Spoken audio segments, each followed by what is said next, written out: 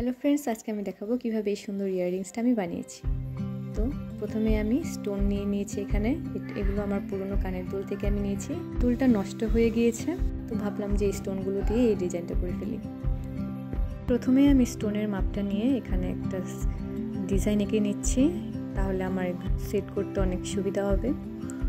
তারপর আস্তে আস্তে আমি তোমাদেরকে সেট করে দেখাবো আমি কোথায় কী দিয়ে এটা কমপ্লিট করেছি।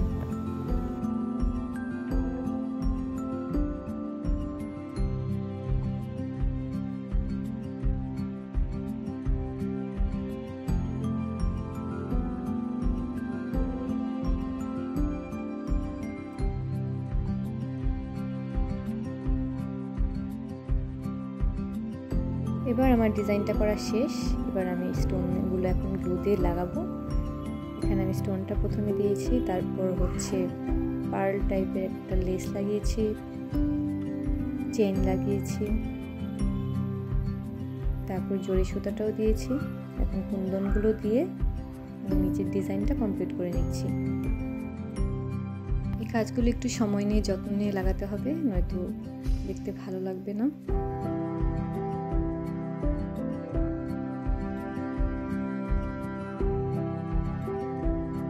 এই ট্রায়াঙ্গেল শেপের কুন্দনের নিচে আমি প্রথমে গোল কুন্দনগুলো লাগিয়েছিলাম, কিন্তু সেটা দেখতে বেশি বড় লাগছিল।